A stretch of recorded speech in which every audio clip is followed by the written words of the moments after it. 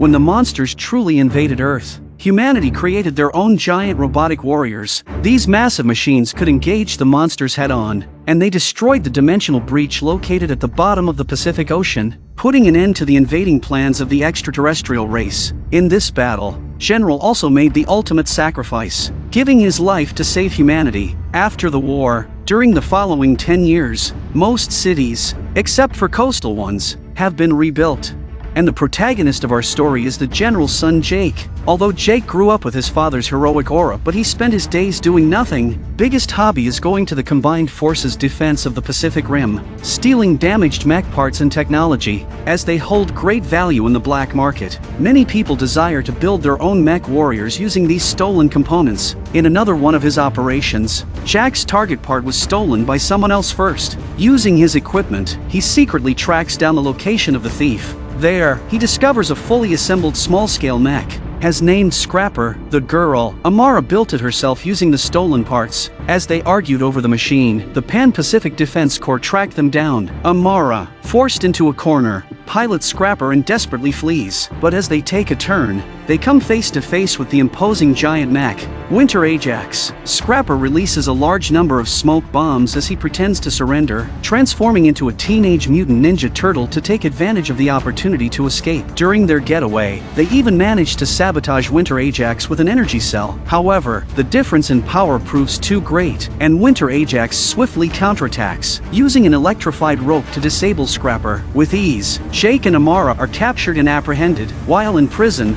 Jake learns that Amara built the mechs to prevent the monsters from returning one day. Since piloting illegal mechs is a serious crime, Jake's sister, Mako, offers him a way to make amends. She suggests that he becomes an instructor at the PPDC base, training new recruits in mech piloting. At the base, Jake reunites with his old partner, Nate, who is now an instructor as well, and they encounter the rebuilt and upgraded Gypsy Avenger, the same mech that sacrificed itself to save the world 10 years ago. Because small mechs operate differently to large mechs, Amara's first simulator training did not go well. While Jake and Nate clash repeatedly, Nate thinks the alien race is up to something is not simply to make humans disappear. With 10 years of human technological development, Shao Industries has developed the latest unmanned mech technology. During the technical interface between CEO Li Wen and the Joint Defense Department, Professor Herman approaches Dr. Newton, who is now in charge of Shao's research department. Herman has developed a new type of thruster that uses monster blood as fuel,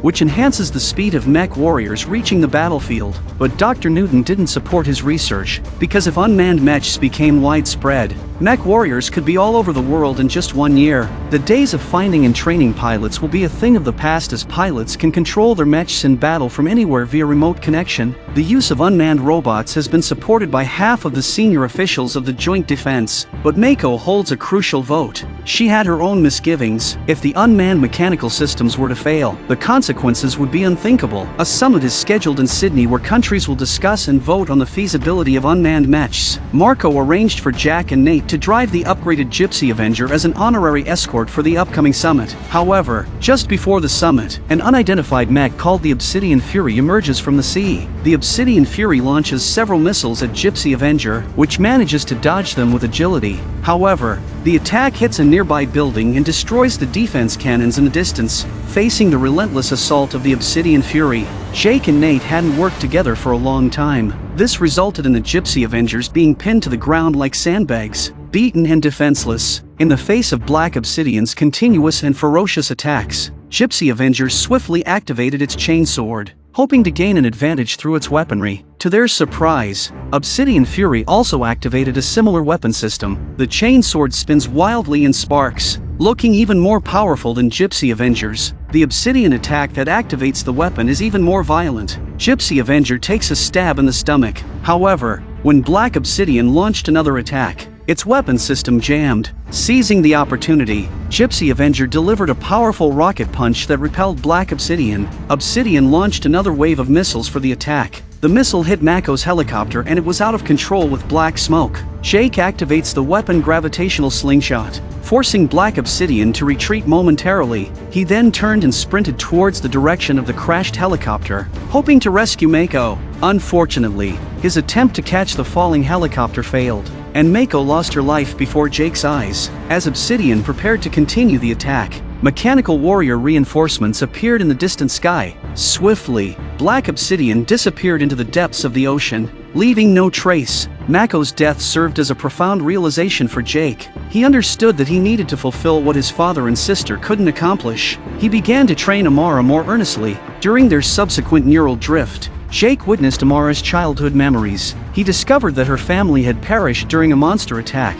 Finally understand why Amara is obsessed with building her own mechs. At that moment, Nate summoned Jake to the command center. The moment Obsidian came forward to check, Gypsy Avenger took advantage of the opportunity to launch missiles, shattering the ice surface, and emerged from the bottom of the sea to engage Obsidian in close combat. Gypsy Avenger activated its plasma cannon, sending Black Obsidian flying. Both mechs simultaneously deployed their chainswords, preparing for a fierce battle. During a rapid sprint, Gypsy Avenger delivered a side slash, injuring Black Obsidian's chest armor. Jake piloted Gypsy Avenger, taking advantage of their momentum, and first impaled Black Obsidian's leg with the chainsword. With another left hook, Obsidian staggers back on his legs and then drives his chainsword into Obsidian's head again. The attack continued with a punch that shattered Obsidian's energy core, causing it to fall. Gypsy Avenger intended to apprehend the driver of Black Obsidian but discovered, upon opening the mech's cockpit, that it was controlled by a monster brain. The two quickly returned to the base. Herman Professor analyzed the situation and determined that the monster brain was not a genuine creature but a product of artificial technology. Meanwhile, Amara, accompanied by several trainees, sneaked into the interior of Black Obsidian.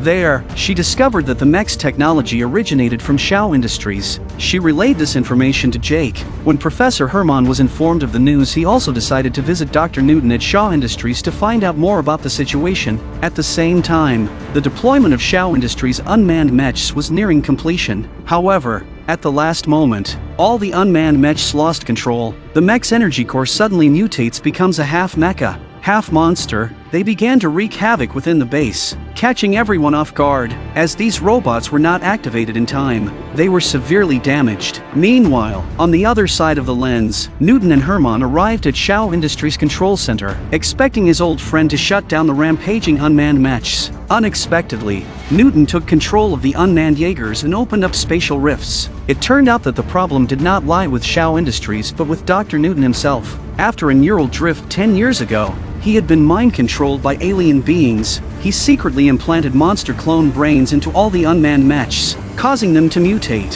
He also ordered Black Obsidian to assassinate Mako to ensure the smooth execution of their plan. As the program was activated, the unmanned Jaegers opened up various interdimensional rifts across the Pacific Rim. Monsters began to emerge from these dimensional portals one after another. Meanwhile, at the PPDC base, the drones have stormed the inside of the base. Just as Jake and the other trainees were about to be attacked, Li Wen arrived just in time and fired her gun, forcing Dr. Newton to retreat. She immediately activated the drone's self-destruct sequence, and as the mutant mechs were detonated one by one, they were able to escape. The spatial wormhole that was opening was also closed instantly. However, the alarm sounded once again as three monsters had already made their way to Earth through the rifts. With all the base's Jaegers severely damaged, it was fortunate that Shao Industries was there to provide logistical support and quickly repair the four Jaegers. Herman analyzed the monsters' trajectory and deduced that their ultimate destination was Mount Fuji in Japan. The volcano contains large amounts of rare elements and the monster's blood reacts strongly with. If the volcano erupted,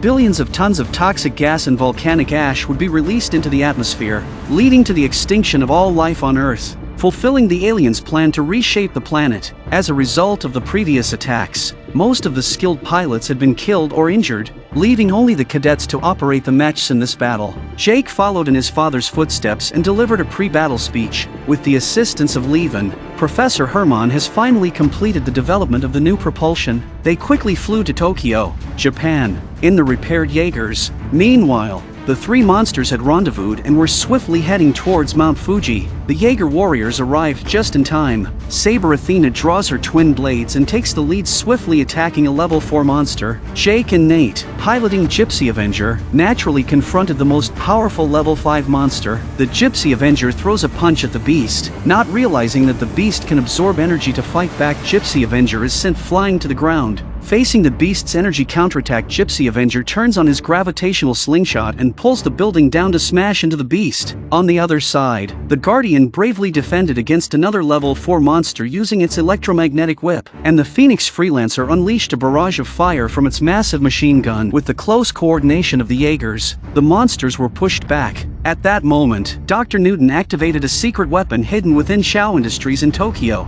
Countless robots rushed towards the monsters, leaving the Jaeger pilots astonished. The 3 monsters were quickly dissected and fused together, forming a new level 6 monster. With a roar, it unleashed a force akin to a Category 12 typhoon. Even with all 4 Jaegers firing at full power, the monster effortlessly withstood their attacks, and with a single punch, 4 mechs were seriously injured. The Defender mech, in particular, was spun around like a wild wheel and violently thrown, rendering it completely destroyed. Only 3 Jaegers remained to intercept the monsters. Based on the base's analysis, they identified a main brain and 3 stimulating brains within the monsters. With Gypsy Avenger providing cover, Athena successfully destroyed one of the stimulating brains with a swift blade strike. Enraged, the monster delivered a devastating tail whip, severing Athena in half. The Freelancer, armed with its weapons, engaged the monster, but was caught in its massive jaws. The Jaeger was destroyed, but luckily, the pilot activated the escape pod and survived. With Gypsy Avenger facing the monster's attacks alone,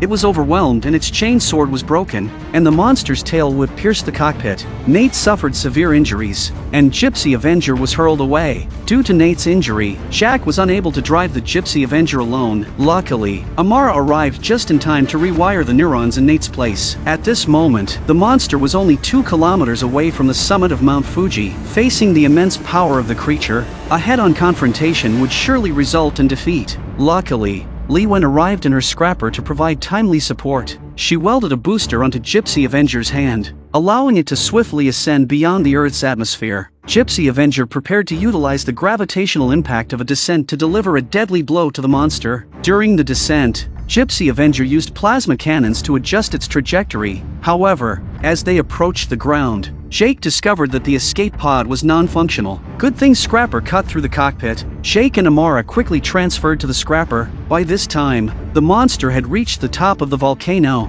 Gypsy Avenger accelerated towards the monster with incredible speed. With a thunderous impact, the command center displayed the complete disappearance of the monster's life signs. People cheered and celebrated the victory. Nate succeeded in capturing the controlled Newton. In the final scene of the film, Newton growls contemptuously, declaring that the pioneers will return to conquer the world once again. Jake stepped forward and confidently stated, "It's our turn to go on the offensive this time." I believed it was a teaser for the sequel to Pacific Rim. Let's look forward to the next installment of Pacific Rim and bid farewell until the next episode.